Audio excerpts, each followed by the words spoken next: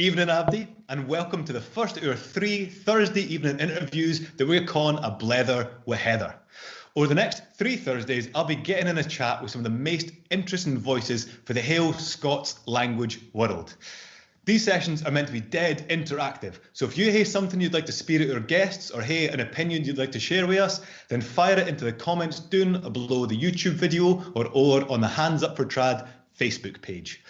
Now, if you're interested in Scots, you cannot have missed the news that for the next coming semester, you'll be able to learn Scots as a language at the University at Aiberdeen. That's dead exciting news. And I'm delighted to say we're joined by the Queen who is going to be teaching it. Coming to us live for her home in the heart of the North East, it's Dawn Leslie. Good evening, Dawn. Evening, Ali. How are you? Smashing. Aye. Fine to see you.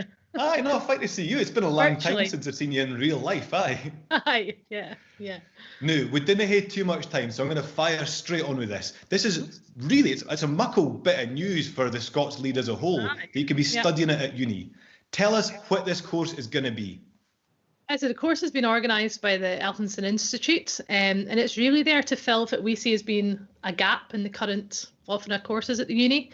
And I think it's a really important step because it's seeing the language taking its place in the academic life for the university, and not just as something that's maybe studied through the literature or through its history or through its linguistic variation, but really as a living language to be used and which is used and which can be useful to folk. So we're running this new course starting in September, and it's going to be open to the whole undergraduate cohort at the University of Aiberdeen.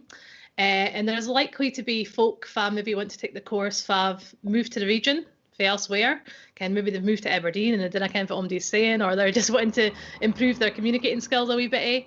There might be folk like myself who are wanting to do research in Scots, so before they go on to do that research they might want to learn a bit more about the features, and we're especially keen to try and attract folk for the university's teacher training programmes. Because we ken that with the Curriculum for Excellence and with things like the Scots Language Award, that Scots now has a really key role to play in the classroom. And teachers are being expected to deliver that. But at the same time, there's maybe sometimes an assumption of knowledge that us teachers can speak Scots. And even if they do speak Scots, that they're going to be confident in teaching Scots. And that's probably not always the case. So this course should hopefully help to fill that gap for folk. I know. The course is going to be it's a module, a semester. Is that right? So it'll take them about 3 months from start to finish. Yeah, at the moment, that's the plan, yeah. Smashing. So you aren't expecting folk to come out fluent if they didn't kind of word their Scots beforehand. No. But there is that part of bigging up the confidence of speakers. Exactly. It's an introduction. Yeah, it's an introduction to North East Scots. And the plan is for the course to cover a wee bit of Aachen. So because it's an undergraduate course, obviously there's got to be a degree of assessment as well. We can't just be laughing, speaking for 3 months. So we're planning that by trying to cover the 4 key skills. So we're looking at writing, reading, speaking and listening. And alongside that, getting lots of opportunities for conversation practice, lots of engagement with written and audiovisual materials. So obviously, being run through the Elphinstone Institute, we've got this great archive of stuff to be working with. So we've got stuff like Doric literature, poetry, both written and recited. We've got spoken word recordings, we've got live sessions, we've got music, from bothy ballads to Doric hip hop, we've got the lot. So hopefully that's going to really help to bring the language alive to students in that short period of time.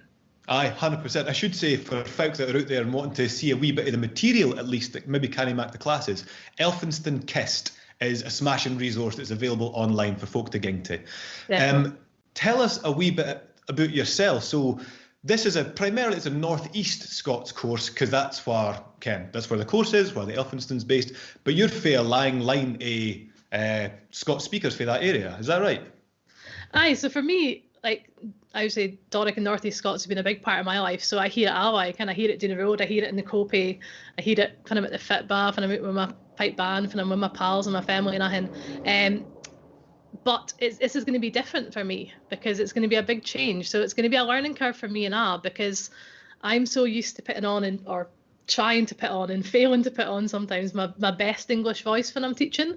And our idea is for this to be a kind of immersion teaching where as it goes through, I'll get progressively more and more Scots spoken. Obviously, I don't want to flag him right at the beginning, but the idea being that it's going to be immersion teaching. So, Aye. so it's going Tell to be us. something really new for me. Yeah, something really new for me.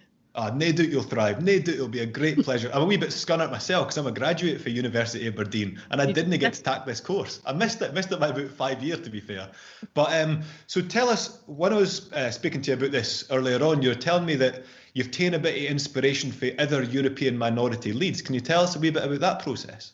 Aye, so obviously we want this course to sit alongside the other language courses like Introduction to French or German or Mandarin and so on. But it's obviously a wee bit different to those, in that the students for the university that are going to be tackling it are already fluent in English. And being such a close cognate language, being that they're closely related, we didn't hate to start from scratch like I would if I was learning Japanese or Russian or some other language that I have no idea about. I would hate to start from scratch. So I was put in contact with a guy if I worked in a Polish university. He teaches Catalan to folk that can already speak Spanish. And he had lots of great advice in terms of the logistics, a teaching that might be kind of a minority language that's quite close to another much bigger language that the learners already can. Mm-hmm. And what he recommended was this dual strategy for you cover some of the social linguistic stuff, so about attitudes towards the language and placing it within its culture and society. And then a teaching orientated approach where, as I say, you're trying to get the students acquainted with the language through a kind of immersion where it gets progressively more and more of the language that's being taught. Smash in. Aye, so later on in our Blether, we're going to chat a bit about your own academic research into the place that the Doric holds within the wider Northeast region. Mm-hmm. But before we get there, I will just say that for folk that are interested to find out more about this course, maybe they're signing up to the University of Aberdeen as an undergraduate, they can ging to the Elphinstone Institute's website, which is hosted at abdn.ac.uk. And I think the details should be up on the screen, the new. If Ahin's